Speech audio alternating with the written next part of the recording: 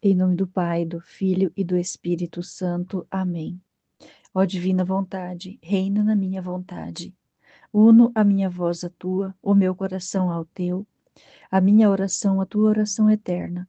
Por meio do teu Fiat onipotente, coloco-me espiritualmente em cada tempo, em cada geração, em cada alma que existiu, existe e existirá, e por cada pecador, ó meu Jesus, por todos que te ofenderam, te ofendem e te ofenderão.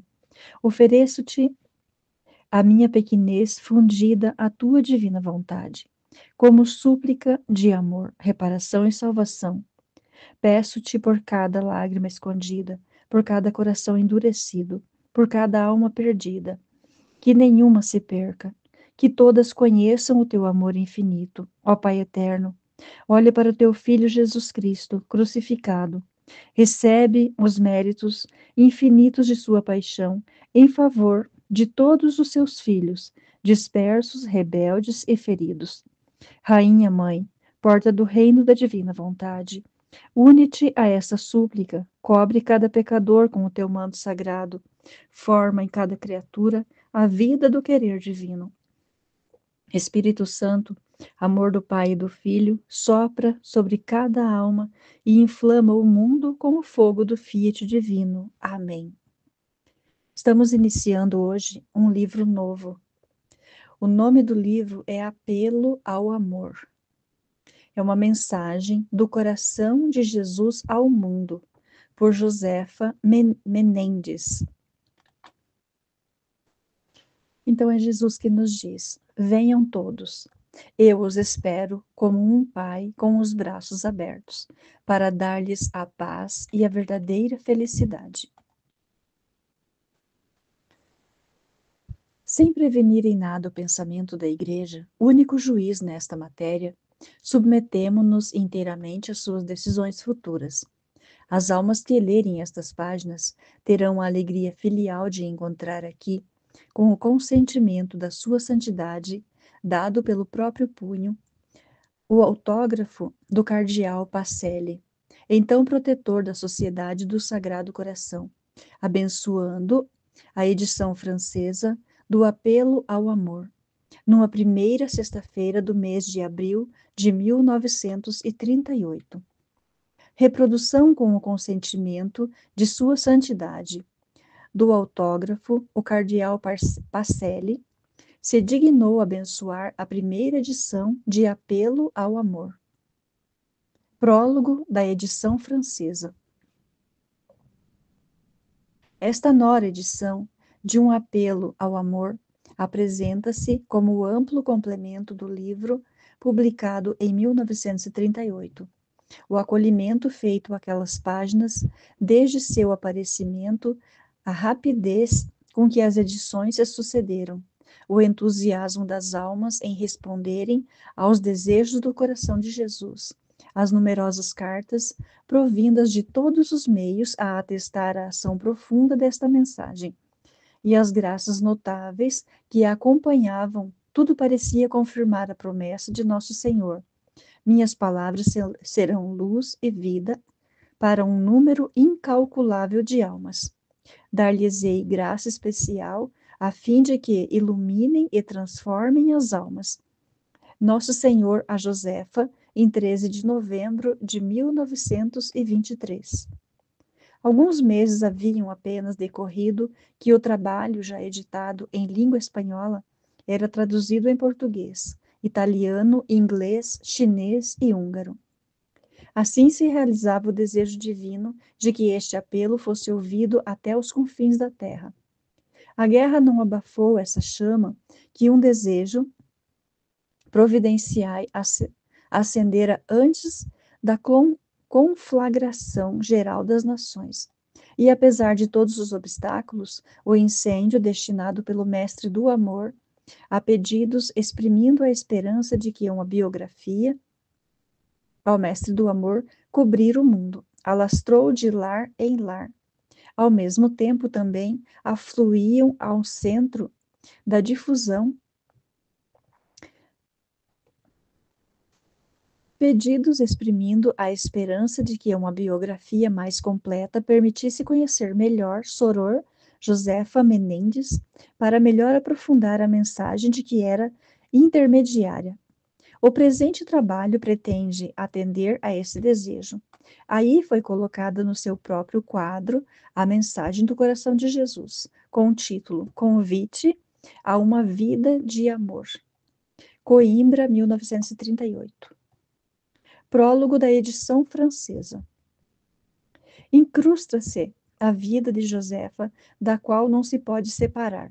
Para isso basta apenas citar amplamente as notas escritas por obediência e preciosamente conservadas. Foram traduzidas do espanhol e o fio condutor que as liga não é senão o testemunho das pessoas que seguiram, passo a passo, a história dessa vida toda inteira em função dos desígnios do coração de Jesus. Esta documentação direta será, sem dúvida, a forma mais viva e autêntica dessa biografia, em que tudo é mensagem de amor.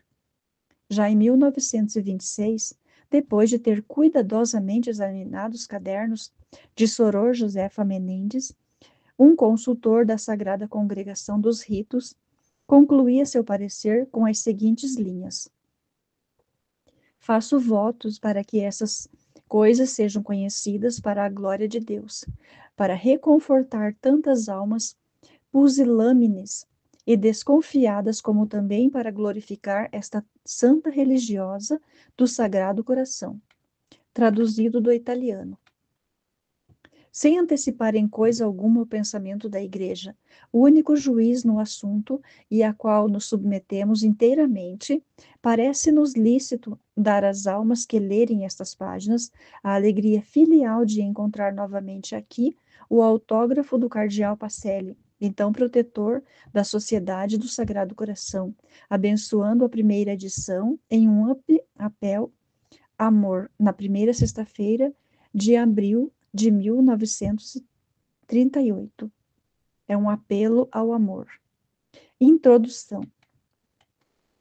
Em 29 de dezembro de 1923, morria santamente aos 33 anos, no convento dos Faulinches, em Poitiers, a irmã Josefa Menendez, humilde irmã coadjutora da Sociedade do Sagrado Coração, tendo vivido muito obscuramente apenas 4 anos da vida religiosa. Era dessas cujo nome o mundo continuaria a ignorar e cuja lembrança, mesmo entre suas irmãs de hábito, deveria apagar-se rapidamente.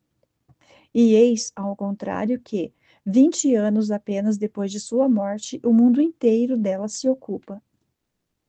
Dos confins da América, da África, da Ásia, da Oceania, é invocada com fervor e se escuta respeitosamente e recolhidamente a mensagem que, pelo coração de Jesus, foi encarregada de transmitir aos homens. Em 1938, sob o título de Um Apelo ao Amor, aparecia no apostolado da oração em Toulesse a substância dessa mensagem. O cardeal Pacelli, hoje gloriosamente reinando sob o nome de Pio XII, dignou-se numa carta prefácio recomendar a todos sua leitura. 5 anos depois, reclama-se insistentemente uma biografia completa. Deseja-se conhecer em todos os seus pormenores essa vida tão rica e tão escondida, em que a própria pobreza do quadro humano vivamente põe em relevo o esplendor da ação divina. Esta segunda edição, completíssima, responde a tão justos desejos. Redigida segundo as próprias notas da irmã Josefa, escritas dia a dia por obediência e confirmadas pelas preciosíssimas recordações das testemunhas de sua vida, a superiora e a assistente da casa de Poitiers e a R.P. Boyer. A OP, seu diretor, oferece ela a máxima garantia. Abri-la-emos com ardente curiosidade, lê-la-emos com emoção e admiração, e fechá-la-emos com vontade enérgica de nos tornarmos melhores e de amarmos, afinal, esse Deus que tão grande amor manifesta à sua criatura. Pois tudo aí fala da maravilhosa providência de amor que Deus exerce sobre o homem. A Sagrada Escritura nolo representa nos Salmos, seguindo com vigilância sempre alerta os filhos dos homens, perscrutando-lhes atentamente as ações e respondendo-lhes os mínimos gestos de oração. Inclinando com amor sobre seus filhos revoltados, fala-lhes desde o princípio, pela voz de seus prodígios e de seus profetas, até o dia em que, encarnando-se ele próprio e humanando-se no seio da Virgem Maria, veio dizer aos homens, em linguagem humana, o grande amor que lhe enche o coração. E Jesus, o Verbo encarnado, transmitiu aos homens a sua integridade, a mensagem que ele próprio recebera do Pai. Omnia querunque audivi. Eu não sei ler essa parte aqui em outra língua. Eu realmente não sei ler o que está escrito aqui, não vou nem me arriscar. Nada há de acrescentar ao que disse Jesus Cristo, e com a morte de São João, o último apóstolo, a revelação divina ficou encerrada e selada. No decurso dos séculos, apenas se tornará mais explícito seu conteúdo. É, porém, insondável em riqueza, e tão rico e os homens, sob o ponto de vista religioso, tão desatentos e superficiais que não sabem ver a fundo esse evangelho que precisa ser penetrado. Assim como outrora na antiga lei enviava Deus profetas para reavivar a fé e a esperança de seu povo, assim suscita Cristo, de tempos em tempos, almas às quais confia a missão de explicar aos homens suas palavras autênticas e de revelar sua profundeza e sentido escondido. Outrora, na manhã de Páscoa, foi a Maria Madalena, que encarregou de levar aos apóstolos a notícia da sua ressurreição gloriosa. E desde então, no correr dos tempos, é também muitas vezes através de humildes e pobres mulheres que há de transmitir ao mundo as suas mais importantes vontades. Introdução. Nesse caso, nesse livro, está tendo algumas introduções, porque ele foi narrado em várias línguas, né? Então, daí tem duas introduções aqui, pelo que eu entendi. Para não citar, senão as principais, por meio de Santa Juliana e Montocornilion instituiu na Igreja a festa do Corpo de Deus, que renovou a devoção ao Santíssimo Sacramento. Por meio de Santa Margarida Maria, deu incremento à devoção ao Sagrado Coração, que tomou sentido novo e novo alcance. Por meio de Santa Teresinha do Menino Jesus, repetiu ao mundo que parecia tê-lo esquecido o mérito e o valor do estado de infância espiritual. Assim agiu com a irmã Josefa. As três primeiras receberam da Igreja, com a canonização, como que o reconhecimento oficial da sua missão. A irmã Josefa ainda não teve essa honra, mas antes de lhes ser irmã na glória, já lhes é certamente irmã na graça, pois aprove a Deus acreditar seu testemunho. O Criador, que trata suas criaturas humanas com soberano respeito, com magna reverentia dispositiones. Também não sei ler isso. Deve pôr seu selo sobre aqueles que envia. É preciso que os possamos reconhecer como arautos do Senhor. Seus caminhos não são os nossos caminhos, nem seus pensamentos os nossos pensamentos. Para melhor mostrar que tudo vem dele somente, escolhe instrumentos débeis que humanamente parecem inaptos à obra projetada. Faz brilhar sua força na fraqueza deles. Não buscou, diz São Paulo, para estabelecer a sua igreja, nem os sábios, nem os grandes do mundo. Poder-se-ia atribuir a seu talento ou ao seu prestígio a rápida difusão do cristianismo. Escolheu ignorantes, pobres, do meio do povo rude e tornou-os vasos de eleição. E para a grandeza de sua missão, não os ofuscasse e não os induzisse em tentação de orgulho. Aprove-lhe pô-los constantemente diante de seu próprio nada e de sua miséria inata, de sua fraqueza. Somente nas almas verdadeiramente humildes, os dons de Deus estão em segurança. Tal é o caminho providencial. Sobre o nada é que Deus coloca a sua glória. Se eu pudesse encontrar alguém mais miserável que tu, dizia Santa Margarida Maria, tê-lo-ia escolhido. A irmã Josefa ouvirá frequentemente as mesmas palavras. Se eu pudesse encontrar criatura mais miserável, sobre ela teria fitado o olhar de meu amor e por ela manifestaria os desejos de meu coração. Mas como não encontrei, foste tu escolhida. E pouco depois acrescentará: escolhi-te porque, sendo inútil e desprovida de tudo, se veja que eu sou unicamente eu quem fala, quem pede, quem age. A demora que havia protelado a realização de sua vocação e que poderia ter levado a duvidar, a priori, de sua força de alma, a humilde categoria que tinha em seu instituto, sua situação de simples noviça, o lugar secundário em que a colocava seu amor à vida oculta. A dificuldade que sempre teve para exprimir-se em francês pareciam certamente obstáculos insuportáveis. Entre as noviças de então, na maioria polonesas, se quisesse adivinhar por alguma aparência mística a escolhida de Deus, não se teria pensado em Josefa. No seu exterior, nada que atraísse o olhar ou levasse a suspeitar a eleição divina. Eis, porém, justamente o sinal divino, aquela humilde noviça, a quem uma extrema sensibilidade de coração tornava tão frágil na luta, mostrar-se-á de força invencível. No deslumbramento das revelações divinas, se refugiará em seu nada. Quanto mais Deus dela se aproximar, mais a veremos abaixar-se. Apesar da evidência da ação de Deus, receará sempre enganar-se e enganar os outros. Suas superioras não terão filha mais maleável, mais dócil, mais respeitadora da autoridade, mais desejosa de sua vigilância, mate pronta a sacrificar-se. Em sua piedade, como em sua maneira de ser e de proceder, nada é exagerado, tudo simples e sincero. Seu temperamento é perfeitamente são, tem o sentido da moderação e tia ordem.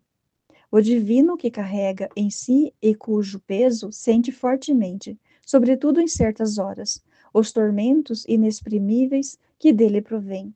Não lhe destroem o equilíbrio interior, e é todo o conjunto, como também a energia sobre-humana, com que suporta provas e sofrimentos, ultrapassando largamente os limites de suas pobres forças, que constituirão para os seus superiores a melhor garantia da ação divina. O sinal dá-lo-ei em ti, dissera Nossa Senhora Josefa. Desconfiados e reservados, a princípio, seu diretor e suas superioras tiveram, afinal, que render-se à evidência e crer em sua missão. A missão de Josefa. Foi pouco a pouco que Nosso Senhor lhe revelou. Já muitas vezes lhe dissera que queria servir-se dela para realizar seus desígnios e para salvar muitas almas que tão caro lhe haviam custado. A 24 de fevereiro de 1921, à noite, na hora santa, o apelo é renovado de modo mais explícito. O mundo não conhece a misericórdia do meu coração, diz Nosso Senhor a Josefa. Quero servir-me de ti para tomá-la conhecida, quero-te apóstola de minha bondade e minha misericórdia. Eu te ensinarei, tu esquece-te de ti mesma. E como Josefa lhe exprimisse seus temores. Ama e nada receis, quero o que não queres. Mas posso o que não podes. Não te pertence escolher, abandona-te. Alguns meses mais tarde, na segunda-feira, 11 de junho de 1921, Poucos dias depois da festa do Sagrado Coração, em que recebera graças abundantes, Nosso Senhor citou-lhe: recorda minhas palavras e crê nelas. O único desejo de meu coração é aprisionar-te e afogar-te em meu amor, fazer de tua pequenez e de tua fragilidade um canal de misericórdia para muitas almas que se salvarão por teu intermédio. Mais tarde descobrir-te-ei os ardentes segredos do meu coração e servirão para o bem de almas numerosas. Desejo que escrevas e que guardes tudo que eu te disser. Tudo se lerá quando estiveres no céu. Não são teus méritos que me inclinam a servir-me de ti, mas quero que as almas vejam como o meu poder se serve de instrumentos pobres e miseráveis. E como Josefa lhe perguntasse se deveria dizer mesmo aquilo à sua superiora, ele respondeu: escreve e ler-se-á depois de tua morte. Assim, o desígnio de Deus torna-se definitivo. Escolheu Josefa ao mesmo tempo como vítima pelas almas, e em particular pelas almas consagradas, e como anunciadora de uma mensagem de misericórdia e de amor que ele dirige ao mundo. É dupla sua missão, deve ser vítima e mensageira, e essas duas missões estão em estreita relação com uma com a outra. E por ser vítima, que é mensageira, e é por ser mensageira que precisa ser vítima. A vítima. Uma vítima é essencialmente uma alma imolada e geralmente uma expiadora. Embora rigorosamente falando, qualquer um se possa oferecer como vítima para dar alegria e glória a Deus com seus sacrifícios voluntários. Na maioria dos casos, Deus só atrai a esse caminho as almas a quem confia a missão de medianeiras. Devem sofrer e expiar por outros, a quem sua imolação aproveitará, seja atraindo sobre eles graças de misericórdia, seja cobrindo-lhes os pecados aos olhos da divina justiça. Dai infere que ninguém se poderia meter por si mesmo em tal missão. Para se interpor entre Deus e a criatura é preciso o beneplácito divino. Que valor teria a intercessão de alguém que Deus recusasse escutar? Já no Antigo Testamento, não se podiam oferecer a Deus vítimas quaisquer? Para serem aceitas pelo Altíssimo, deviam ser de tal ou tal espécie claramente designada, deviam ser imaculadas e estar na força da primeira idade, deviam, sobretudo, ser oferecidas por um sacerdote e segundo o rito prescrito. E esses mesmos ritos, rigorosamente exigidos e observados, significavam os sentimentos que deviam animar tanto o sacerdote que imolava, quanto aquele que dava a vítima. Em um Novo Testamento, tendo o novo sacrifício substituído os antigos, Jesus Cristo é a única vítima e seu sacrifício tem valor, não mais somente representativo, mas real e infinito. Se, pois, Nosso Senhor quer associar a si outras vítimas, elas deverão, para entrar no seu sacrifício, fazer uma só coisa com ele, participar dos seus sentimentos, e por conseguinte só poderão ser pessoas humanas dotadas de inteligência e de verdade.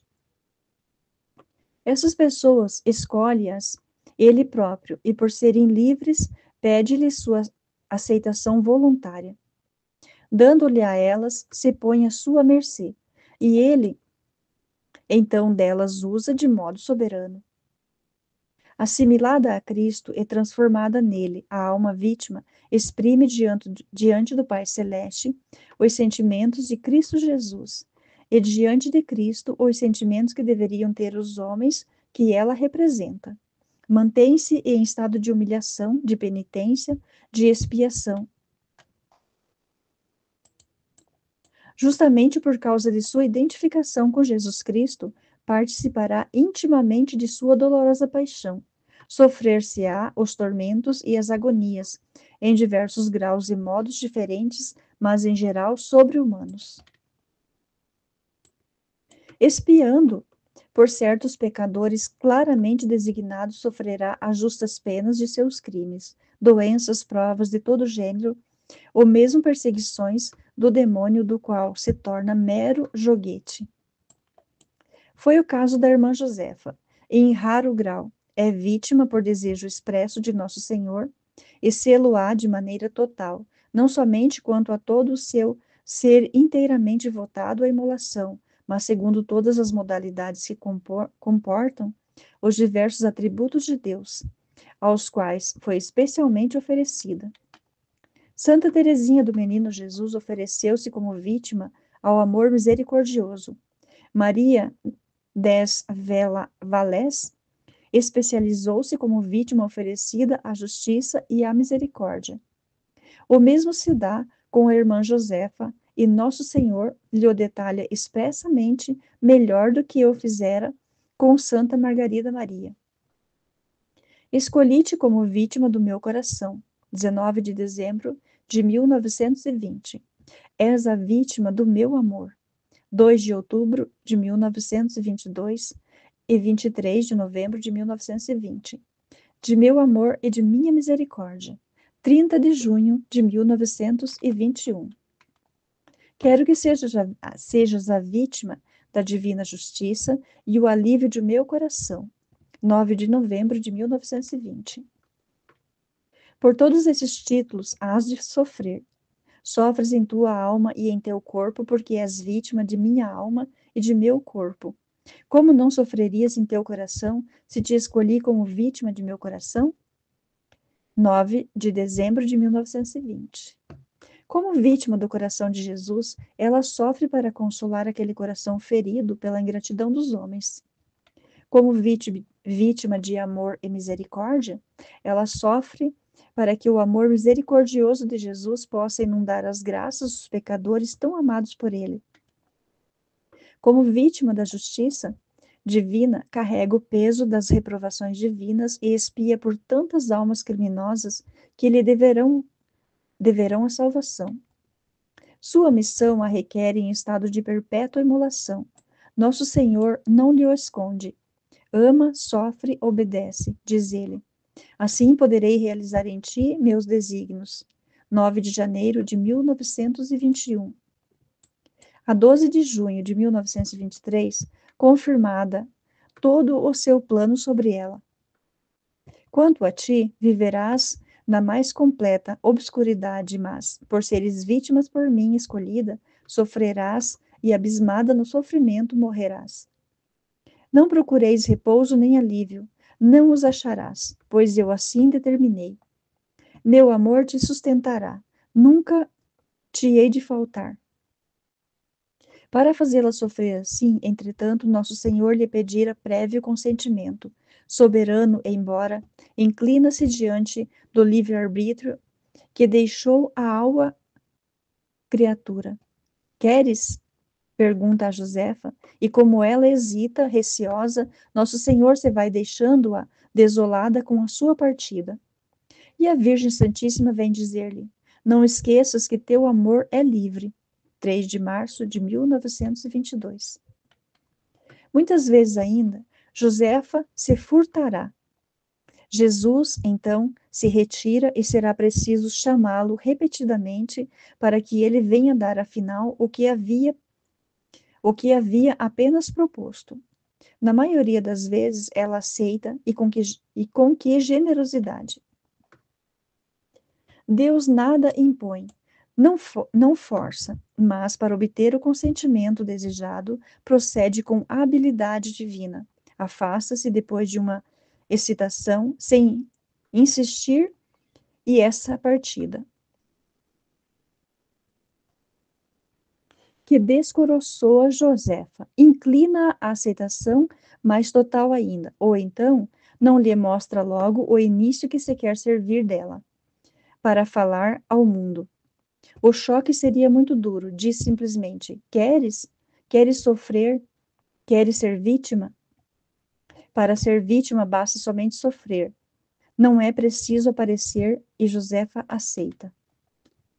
Ofereci-me a seu serviço, dirá ela, para que disponha de mim como quiser. Deus sabe então que pode operar à vontade e repete: Sou de Deus, tu me pertences, tu te entregaste. De agora em diante nada mais me poderás recusar. 23 de julho de 1921. Se não te entregares à minha vontade, que queres que eu faça?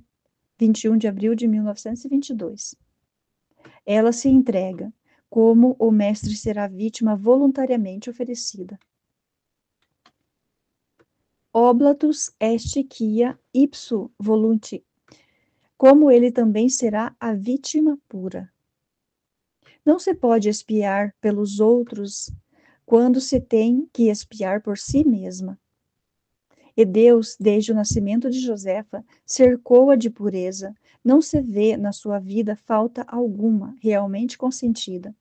Suas maiores infidelidades, segundo a sua própria declaração, foram demoras em responder aos apelos da graça, excitações diante da missão que a desconcertava, nada, portanto, que pudesse manchar, por pouco que fosse seu coração e sua alma.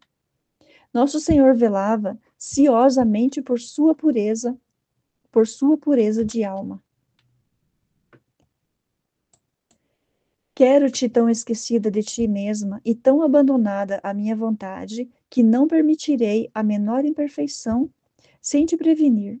21 de fevereiro de 1921. Frequentemente, quando lhe pede que se ponha em estado de vítima, começa conferindo-lhe graça e purificação total. Agora por mim, Josefa, mas antes deixarei cair sobre a tua alma a flecha de amor que a purificará, pois é preciso que sejas pura, como devem ser minhas vítimas. 17 de junho de 1923.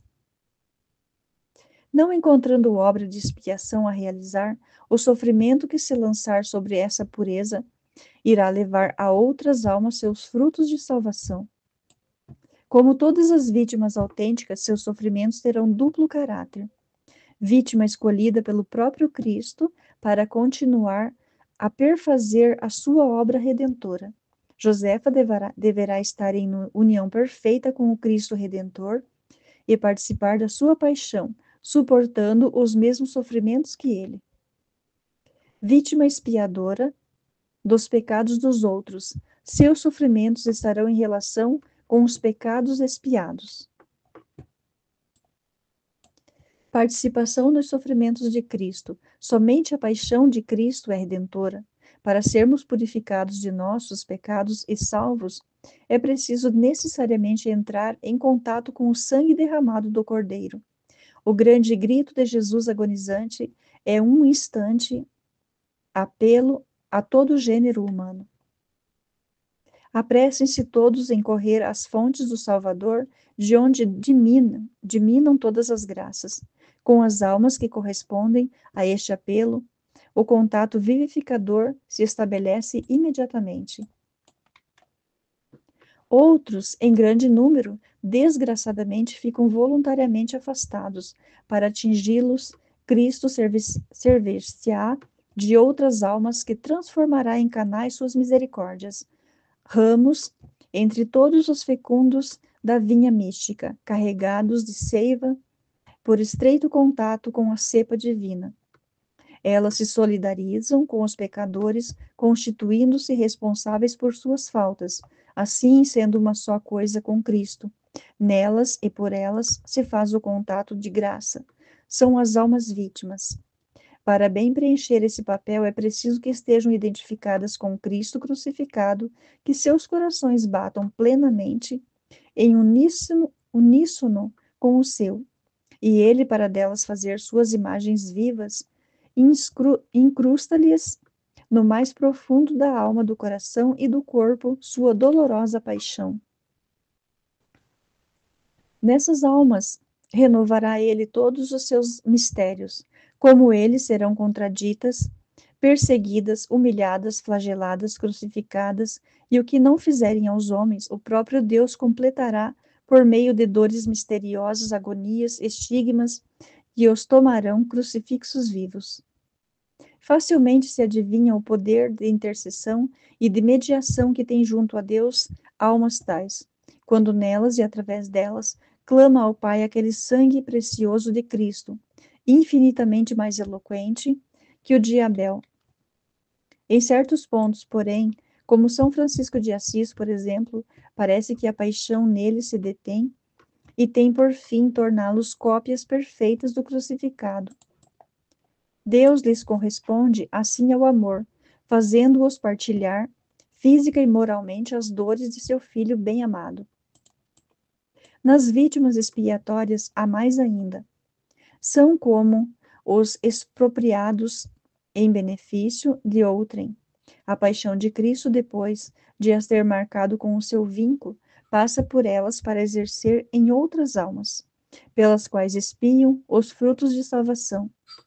São, pois, portadoras da graça do Calvário. São as corredentoras no sentido mais estrito da palavra.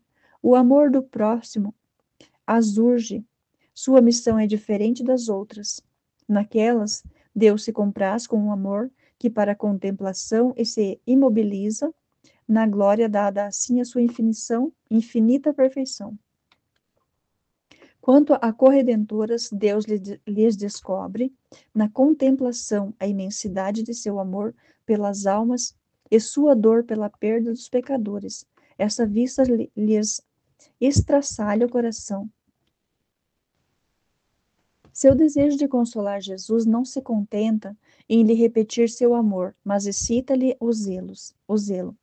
Precisam, seja o preço que for, trazer as almas a Cristo, e esse próprio Cristo acende-lhes cada vez mais o zelo. Comunica-lhes seu ardente amor pelas almas, e desde então elas amam o coração dele. Esse amor lhes dá uma força sobre-humana, bem descrita pela própria Josefa. Há 15 ou 20 dias, minha alma tem atração pelo sofrimento. Outrora, tudo me fazia medo. Quando Jesus me dizia que me escolhera como vítima, todo o meu ser estremecia. Agora, ao contrário. Há dias em que sofro tanto que, se ele não me sustentasse, eu não poderia viver assim, pois não tenho um só membro poupado. Apesar disso, minha alma quereria suportar ainda mais por ele, embora não sem resistência da parte sensível. Quando começo a sentir dores, tremo e recuo instintivamente, mas na vontade há uma força que aceita, que quer, que deseja sofrer ainda mais, de modo que, se nesse mesmo momento me oferecessem escolher ou ir para o céu, ou continuar a sofrer, preferiria 1000 vezes ficar assim, para consolar o seu coração, embora me consuma de desejo de ir a ele. Compreendo que foi Jesus que fez essa transformação. 30 de junho de 1931. Josefa tem razão, aquela força não vem dela, mas de Jesus, ou melhor, é a própria força de Jesus que vem a ela, assim como ele lhe comunica seus sentimentos, seus desejos, seus sofrimentos. Meu coração repousa quando pode comunicar-se. Venho descansar em teu coração, quando uma alma me fere, e é meu de lhe fazer bem que passa para ti. Já que estás pronta para sofrer, diz, soframos juntos. 19 de dezembro de 1920. E dá-lhe sua cruz. Jesus veio com a cruz ao ombro e pô-la sobre o meu, no dia 18 de julho de 1920. Venho trazer-te minha cruz, pois quero descarregar-me sobre ti. Dia 26 de julho de 1921. Quero que sejas meu sirineu. Ajudar-me-ás a carregar a cruz. Dia 23 de fevereiro de 1922. Que minha cruz seja tua cruz. Dia 9 de março de 1923. E aquela cruz que inúmeras vezes lhe põe aos ombros, Josefa a conserva durante horas, noites, dias inteiros. Confia-lhe a coroa de espinhos que traz durante longos períodos, não sabendo como ele onde repousar a cabeça, dolorida. Deitei-te-ei minha coroa, deixar-te-ei minha coroa.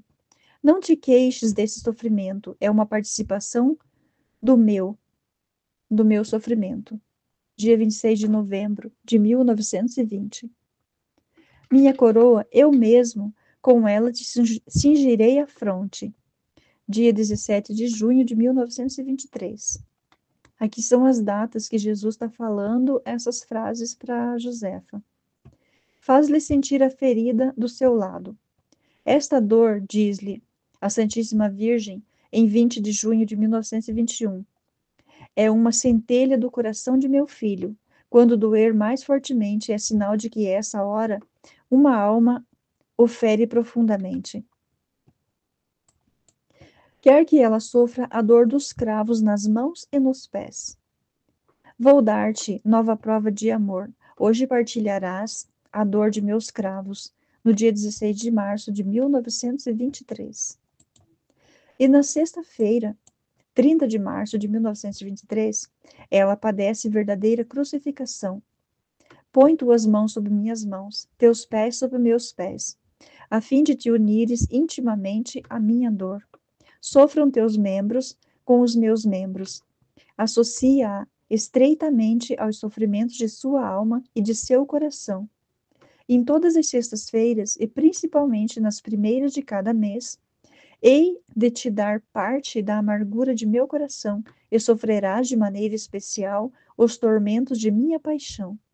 4 de fevereiro de 1921. A 1º de março de 1922, aparece-lhe com o semblante ensanguentado. Aproxima-te, repousa neste coração, participa de sua amargura. Aproximou-me de seu coração e minha alma se encheu de angústia e de amargura tal que não posso explicar. E como Jesus é pelos outros que sofre assim. Quero que todo o teu ser sofra para me ganhar almas. 21 de dezembro de 1920. Tenho uma alma que me ofende. Não temas, se te sentires desamparada, pois dar-te-ei a participar da angústia de meu coração. 13 de setembro de 1921. Guarda minha cruz até que aquela alma conheça a verdade. 24 de março de 1923. Toma a minha cruz, meus cravos, minha coroa. Eu irei procurar as almas. 17 de junho de 1923. Bastam esses poucos exemplos, encontram-se em profusão no correr deste livro. Vítima expiatória, Josefa participa de todas as dores de Jesus. Traz incrustada em seus membros, como em seu coração, a inenarrável paixão. Torna-se uma só coisa com Jesus crucificado. Suas angústias a torturam, seus desejos a consomem. A sede ardente da salvação das almas leva-a a oferecer-se para todas as reparações e expiações. As perseguições diabólicas. E aceita Deus que de todos os lados sobre ela se lancem provações. Faltou-lhe, talvez, a que provém da doença, mas pode-se lá de saber, ela nunca se queixará? A que vem dos homens, sua vida familiar, tanto quanto sua vida religiosa, poderiam parecer isentas das grandes contradições que assinalam a vida de uma Santa Margarida Maria. Em compensação, mais que muitas outras, foi entregue à fúria de Satanás, e não é de espantar.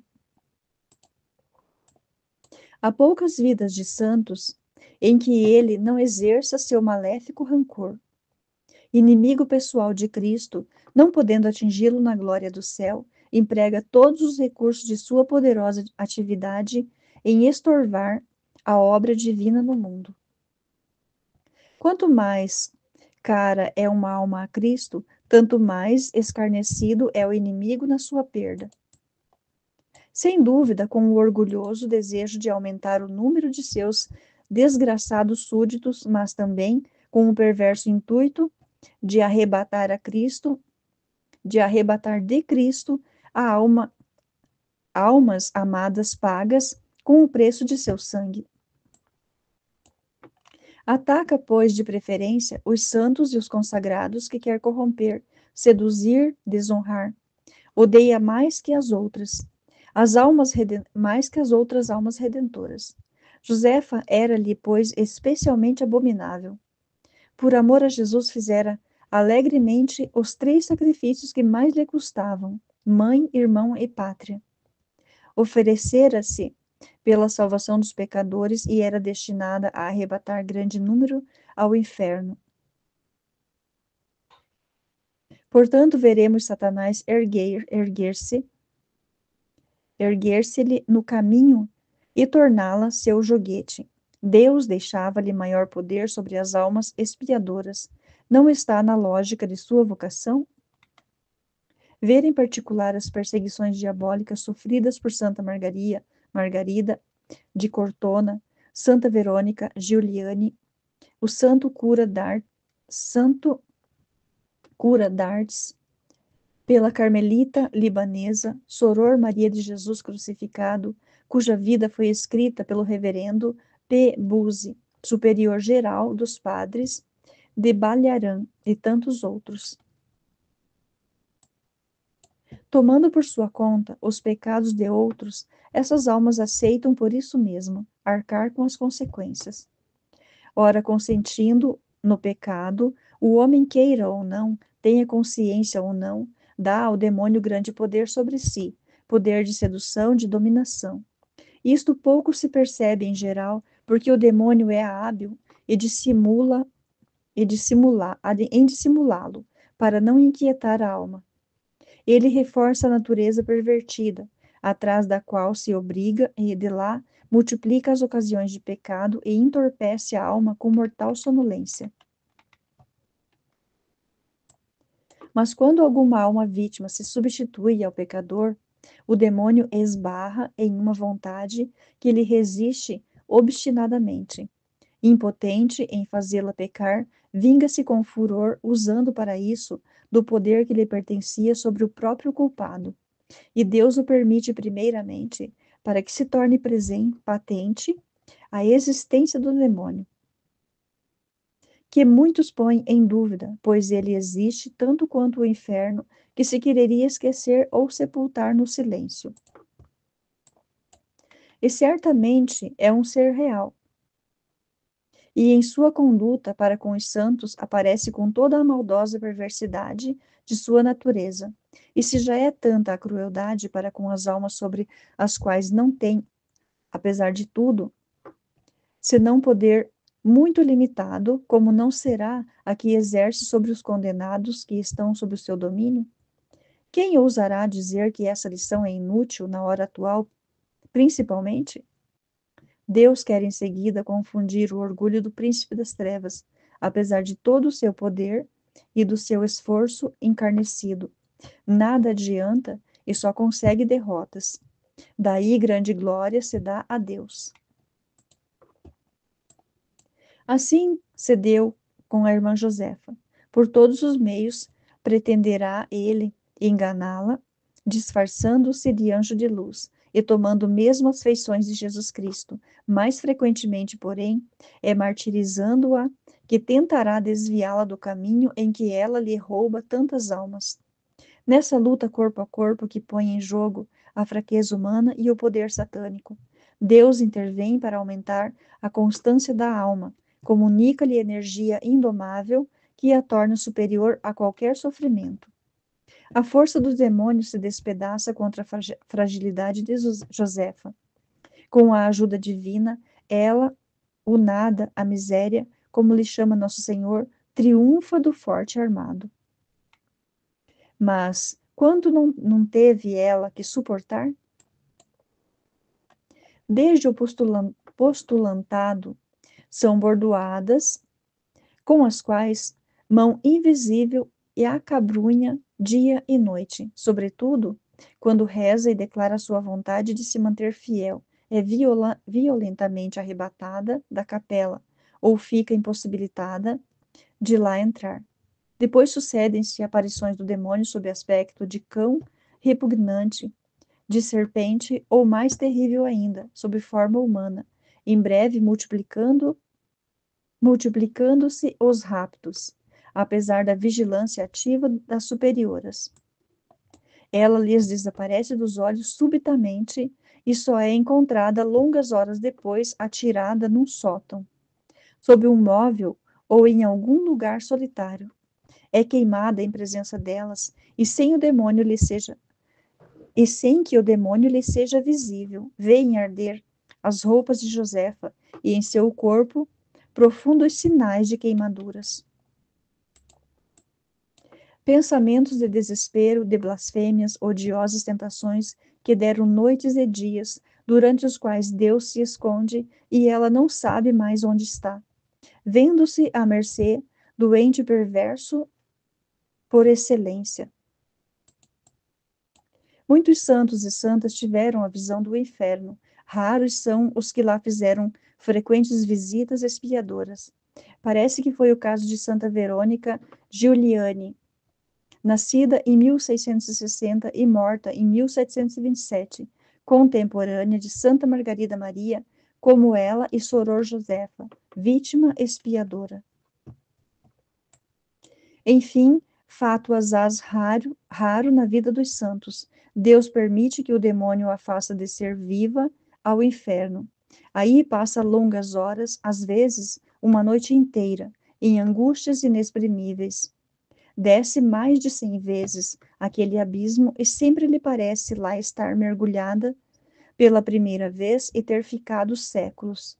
Exceto o ódio de Deus. Sofre todas as torturas, e a menor delas não é ouvir as confissões estéreis dos condenados, seus gritos de rancor, de dor e de desespero. Quando volta, extenuada, magoada, todo o sofrimento lhe parece pequeno para salvar as almas, e quando retoma contato com a vida, seu coração não se contém mais, verificando que ainda pode amar. E o seu grande amor que a sustenta. Às vezes, porém, a provação lhe pesa dolorosamente a natureza, como Jesus em Getsêmani. Tem suas horas de abatimento e angústia, testemunha da perdição de inúmeras almas. Pergunta a si mesma: para que servirão tantas descidas ao inferno e tão terríveis sofrimentos? Mas depressa reage à sua coragem, e a sua coragem não fraqueja. A Santíssima Virgem vem ajudá-la. Enquanto sofres, o poder do demônio é menos forte sobre aquela alma. 22 de julho de 1921. Sofres para repousá-lo. Não basta isto para te dar coragem? 2 de julho de 1921. E Nosso Senhor lhe descobre os tesouros da reparação e de expiação escondidos sob aquela prova. 6 de outubro e 5 de novembro de 1922. Ao mesmo tempo, permite Deus que no inferno ela assista às explosões de raiva quando escapam ao demônio almas e ele já cria possuir exatamente aquelas que quem Josefa espiava. Estes dois pensamentos, de um lado por ela consola e repousa Nosso Senhor, do outro, que ele ganha almas, excitam-lhe a coragem. Embora tenha do demônio pavor instintivo, pois conhece bastante e pela própria experiência sua maldade e seu poder, nunca esse medo consegue desviá-la do menor dever a cumprir. Em certa época, raptava-a quase diariamente quando ela se dirigia ao seu ofício. Josefa o prevê, treme, mas nunca recua diante dessa perspectiva, e o dia seguinte a encontra decidida com a mesma coragem e não ceder ao medo, a não ceder ao medo. Entretanto, através dessa heróica fidelidade, o mais admirável é que Josefa, sob a impressão de seus receios e às vezes de suas repugnâncias, se julga sinceramente criatura ingrata e infiel, e crê sempre nada ter feito por Deus. Depois de noites de indizíveis tormentos, exausta, mas valente, pega desde a aurora seu trabalho ordinário sem querer ser dispensada de ponto algum da vida comum. É certamente o fogo do Sagrado Coração que a queima, pois tudo o que sofreu no inferno, tudo o que lhe foi dado como participação das dores de Cristo, Longe de abatê-la ou desanimá-la, só faz atiçar e aumentar seu ardor para sofrer. Como outrora Santa Margarida Maria, ela se imola por almas religiosas, sacerdotes, pecadores de toda espécie, dócil ao bel prazer daquele a quem se entrega, só quer consolá-lo e se oferece a todos os martírios para lhe ganhar almas, na maioria das vezes desconhecidas, mas que, através dele, tanto ama. Era preciso, dizíamos no começo, que fosse ela vítima para ser mensageira. Não terá, com efeito, todos os títulos para ser escutada pelos homens, aquela que tanto sofreu por eles e aquela que tão bem conhecia o amor do coração de Jesus pelas almas, não estará mais que qualquer outra, indicada e qualificada para transmitir ao mundo a sua mensagem de amor e de misericórdia? A mensagem. Sua substância. É de fato uma mensagem de amor e de misericórdia. Em lugar nenhum é dada por inteiro, mas encontram-se fragmentos dela em quase todas as páginas do livro. Os pontos essenciais são frequentemente repetidos sob formas pouco diferentes. Eis o resumo sucinto. Primeiramente, é o coração de Jesus e sua excessiva caridade pelos homens que estão postos em relevo de maneira notável. É como que nova revelação do Sagrado Coração, vindo confirmar e sobre alguns pontos perfazer e aperfeiçoar a que outrora recebeu Santa Margarida. Desde 1675, passaram mais de 2 séculos e meio, surgiram novas correntes de devoção na Igreja. Pareceria haver regresso na devoção ao Sagrado Coração, ou dela menos compreensão. Na sua recente encíclica sobre o corpo místico, de junho de 1943, o Papa Pio XII nos diz que a devoção ao Sagrado Coração preparou as almas que compreenderam a doutrina do Cristo místico.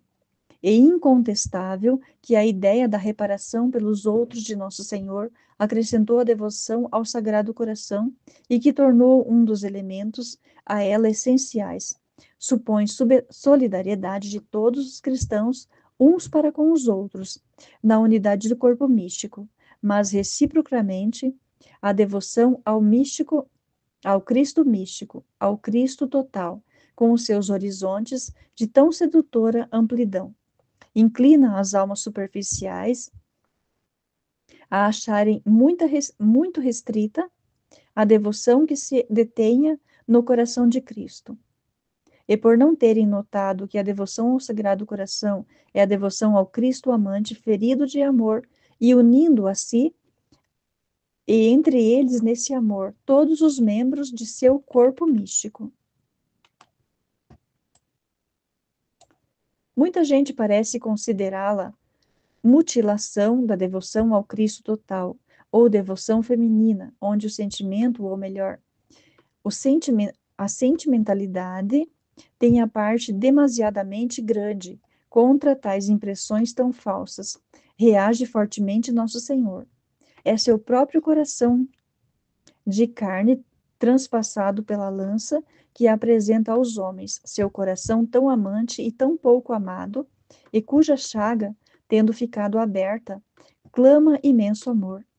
Esse amor, como todo verdadeiro, anseia por receber resposta, principalmente porque essa resposta, tão justa, tão natural, que ele exige, é para os homens. O único meio de serem felizes cá na terra e de alcançarem a eterna ventura. Se não a quiserem dar, meditem no terrível inferno que os espera.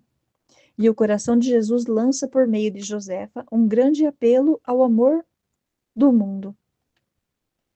Para melhor atrair os homens, o Sagrado Coração, por meio dela, lhes manifesta, e é o que constitui a novidade e a força da mensagem, sua infinita misericórdia. Ama-os a todos individualmente, a todos tais como são mesmo, os mais miseráveis, principalmente os mais pecadores. O que lhes pede não são nem suas qualidades, nem suas virtudes, mas suas misérias e seus pecados. Longe de serem obstáculo, as misérias e as faltas são encorajamento aos que dele se aproximam. É este o presente que Deus espera de seus caros pecadores, com a única condição de que se arrependam verdadeiramente e estejam prontos a se converterem por seu amor. Seu coração espera com todas as impaciências do amor, a volta dos pobres desgarrados. Promete-lhes perdão total. Não é o pecado que mais fere o meu coração, diz. O que o dilacera é não virem as almas refugiar-se em mim depois de o terem cometido. 29 de agosto de 1922. O que ele quer, o que ardentemente deseja, é confiança em sua bondade e em sua misericórdia infinitas. A seus consagrados que ama com especial amor, Jesus dirige um apelo para que partilhem a sua vida redentora. Quer que eles sirvam de intermediários para salvar as almas e por isso pede a todos espírito de sacrifício no amor. Não exige grandes sofrimentos, em geral, mas ensina às suas almas escolhidas a importância das ações ordinárias, por mínimas que sejam, feitas em união com ele, em espírito de imolação e de amor. 30 de novembro de 1922 e 2 de dezembro de 1922. Por outro lado, lembra o perigo dos pequenos relaxamentos, a ladeira fatal que pode arrastá-las a grandes infidelidades e expô-las ao castigo do inferno, onde sofrerão incomparavelmente mais que as almas menos privilegiadas. 30 de agosto de 1921, 12 de dezembro de 1922. Reanimem as almas consagradas a sua confiança no coração de Jesus. Pouco me importam as suas misérias. O que quero que saibam é que as amo com mais ternura ainda, se depois de suas fraquezas e de suas quedas se lançarem humildemente em meu coração. Então perdoo-as e sempre as amo. Não sabes, acrescenta, que quanto mais são miseráveis as almas, tanto mais as amo? E insiste ainda. Não quero dizer que a alma seja liberada de seus defeitos e suas misérias pelo simples fato de eu ter escolhido. Pode cair e cairá muitas vezes ainda, mas se humilhar, se reconhecer o seu nada, se tentar reparar sua falta com pequenos atos de generosidade e amor, se confiar entregando-se de novo ao meu coração, dá-me mais glória e pode fazer mais bem às almas do que se não tivesse caído. Pouco me importa a miséria, o que peço é amor. 20 de outubro de 1922. O que o coração de Jesus quer dos seus é, pois, humildade, confiança e amor. A todos, enfim, manifesta o clamor obstinado da paixão, apresentada ao mesmo tempo como sinal de seu imenso amor pelos homens e como única via de salvação. É sempre o coração de Jesus, doloroso e sofredor, que se revela. Exorta-nos e suplica-nos em nome de suas imensas dores. Como é preciso que nos tenha amado para ser aceito tanto sofrimento. Mas, ao mesmo tempo, quão terrível é a desgraça daqueles que, por própria culpa, escapam a semelhante redenção. O homem pôs o pecado entre Deus e si mesmo, e desde então tornou-se intransponível o abismo. Então, entre o homem e Deus, Jesus põe a sua dolorosa paixão para vir a nós.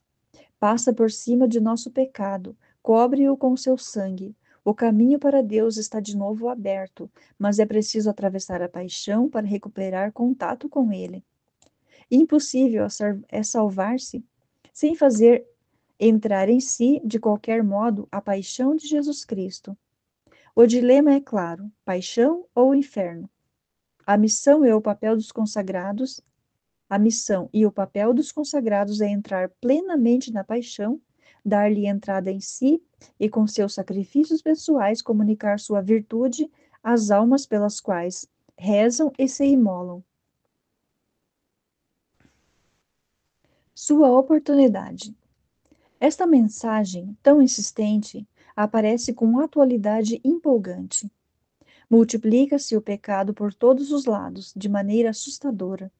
O orgulho do homem, que tenta passar sem Deus, pretende transformar a terra em paraíso.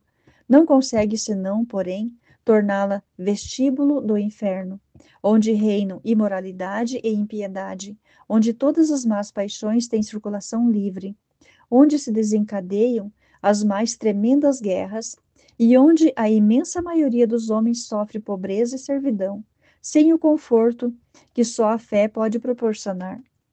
O coração de Deus se inclina sobre os seus filhos na miséria, indica-lhes o caminho da felicidade, da paz, da salvação.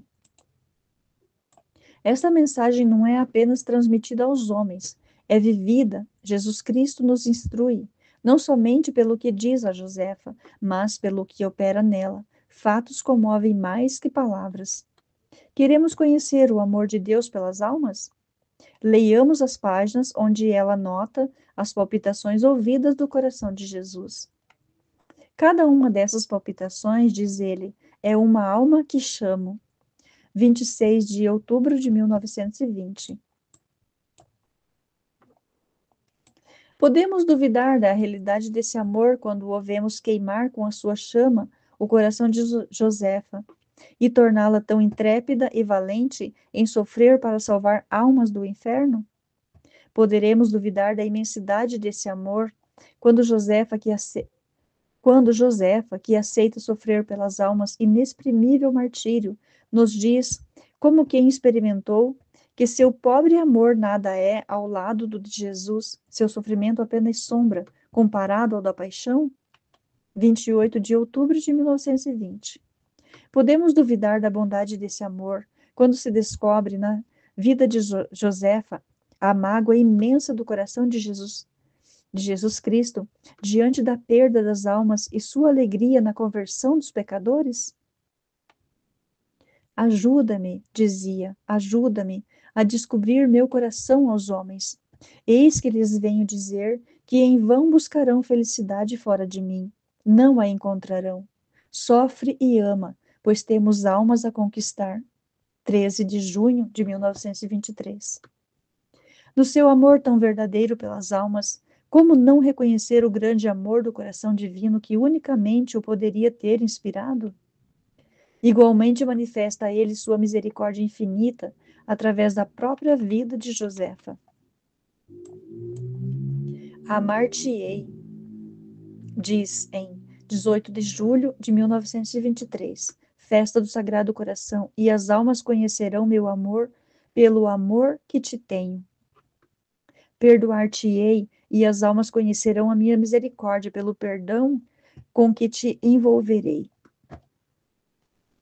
Chegava um dia a dizer, é loucura que tenho pelas almas. No dia 17 de setembro de 1922. Surpreende-nos essas palavras, mas não tem ela seu equivalente na infalível Escritura Sagrada? Se a mãe pode esquecer seu filho, eu jamais te esquecerei. E eis que teu nome está escrito na minha mão. Teus pecados onde estão? Joguei-os no fundo do mar. Ele me amou e se entregou por mim. Não é loucura? Quanto ao inferno e a sua realidade, que mensagem vivida pela irmã Josefa. Todos os sofrimentos da paixão que continuam nela, todas as perseguições do demônio e as descidas ao inferno, só têm por fim arrebatar as almas à perdição e trazê-las à salvação de que se afastam. E o dogma da redenção e da comunhão dos santos em ação. Como não crer, de um lado, na existência do demônio, do inferno, do purgatório, de outro, na eficácia do sofrimento pelo próximo, quando lemos as páginas comovedoras em que essas grandes realidades sobrenaturais se inscrevem na carne e na alma de Josefa? O essencial da mensagem nada de novo nos traz, descobre somente de maneira mais empolgante e mais clara o que já sabemos pela fé. Repito-o ainda, que digo agora, nada tem de novo. Mas assim como chama precisa de alimento para não se apagar, assim as almas precisam de novo impulso, que as leve a progredir, e novo calor que as reanime. Dia 5 de dezembro de 1923. E que força tem esse apelo transmitido pela humildade de Josefa? Sua autenticidade. Portanto, como podemos averiguar, a mensagem não consiste apenas nas palavras confiadas a Josefa. Está na sua vida toda inteira, e de fato, por meio de sua vida, principalmente, que nos fala a privilegiada do coração de Jesus. Toda sua existência é uma garantia maravilhosa da ação divina. Só ela ouviu as palavras de nosso Senhor. Só ela, por conseguinte, é testemunha. Mas sua vida é testemunha da verdade da mensagem. Sua vida que foi vista, seguida de perto por testemunhas qualificadas. Essas podem dizer-nos tanto a incontestável virtude da pequena e obscura mensagem do amor infinito, quanto a realidade de seus estados sobrenaturais, de que tiveram prova palpável. Sua virtude foi sempre admitida, sem contestação, pelos que com ela conviveram. Não se impusesse por exterior brilhante. Josefa foi sempre mais imitável do que admirável, mas porque sua influência penetrava sem que o suspeitasse em torno de si. Nunca procurava conveniências pessoais, mostrava exata mortificação em todas as coisas, obediência sem reserva, suave paciência, frutos da humildade sincera. Serás um eco de minha voz, disse Jesus em 10 de dezembro de 1922. Dissera Nosso Senhor, e tudo nela, com efeito, tem ressonância divina.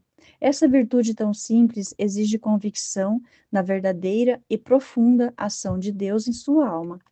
Por si só já bastaria para autenticar como provenientes de Deus seus estados sobrenaturais.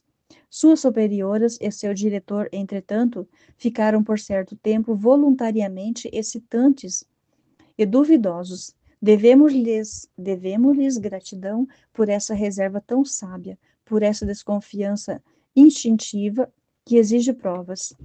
Cândida e leal como era, jamais poderia ela querer enganá-los, mas perguntar-se: não estaria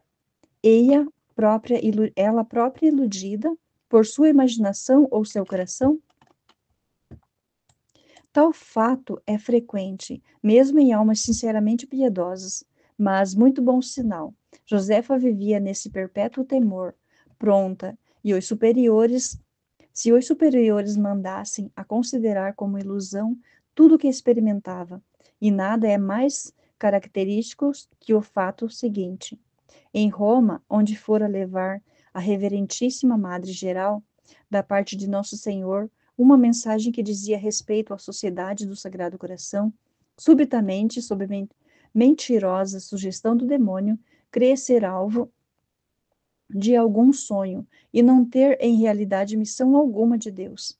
Sem hesitar nem considerar o mal que faria à sua própria reputação, no espírito das superioras, conta-lhes a sua angústia, sua persuasão de estar enganada e pede-lhes que nada creiam de tudo que lhes havia dito. Esta tão humilde preocupação de verdade, em momento semelhante, atesta por si só a veracidade de Josefa. Somente uma alma heroicamente humilde e esquecida de si poderia agir desse modo. O mesmo timbre de sinceridade ressoa em seus escritos. Por ordem de Nosso Senhor e da Santíssima Virgem, põe os superiores a par de tudo. Deves escrever, dissera o mestre, sem dúvida, quer com isto que nada se perca de suas palavras, mas pretende também assegurar por este meio a vigilância sobre os mínimos feitos a gestos de Josefa, e dar-lhes mais crédito aos olhos de todos. Ora, nesses escritos, nada de inútil, nada de falso, nem de simplesmente equívoco, nada que a ponha em relevo ou possa trair a menor sombra de vaidade. Tudo aí é justo, moderado, comovedor e santo. Seus estados sobrenaturais não escapam à mesma fiscalização. Quando ela desce ao inferno, ou volta de seus êxtases, estão as madres, uma de cada lado, velando atenta e maternalmente até a sua volta à existência e escrevendo as palavras ditas durante essas horas emocionantes. Quando entra em contato com o purgatório e toma conhecimento de nomes, lugares e datas da morte, de almas que lhe reclamam o auxílio. Essas indicações se revelam sempre exatas todas as vezes que é possível averiguá-las. Nem tampouco dúvida alguma pode subsistir quanto ao fato dos raptos de Josefa pelo demônio. Efetuavam-se sob os olhos das superioras impotentes para impedi-los, nem quanto o fato das queimaduras surpreendidas em flagrante em sua carne, e verificadas nos pedaços de roupa chamuscada que ainda hoje se conservam. Mais conveniente, porém, é que todo esse sobrenatural diabólico capaz de desnortear a imaginação, visões do demônio, descidas ao inferno, não perturba nem a sua alma, nem seu perfeito equilíbrio. É que o sobrenatural divino, com as privanças de amor recebidas da Santíssima Virgem e de Nosso Senhor, que deveriam comover profundamente a sua viva sensibilidade, deixam-na pacífica, silenciosa, sem o mesmo aquela necessidade tão natural à alma de comunicar a outra sua emoção. Suas madres notaram-lhe a extrema discrição ao contar todos esses favores, de que eram as únicas confidentes. As aparições encantadoras do menino Jesus em Natal, de Nossa Senhora, tão bela e tão mãe, como Josefa a descreve sempre. E, finalmente, que todos esses sofrimentos que deveriam fazê-la gritar por piedade, noites no inferno ou sob o peso da cruz, dor pungente da coroa de espinhos, etc., não conseguem senão dar-lhe novo ardor para sofrer ainda mais, por amor do coração de Jesus e pela salvação das almas que ele ama até a loucura. O conjunto dos escritos concorda com o conjunto da vida de Josefa para atestar nela a ação divina. Mesmo os fatos mais estranhos têm um fim e uma significação.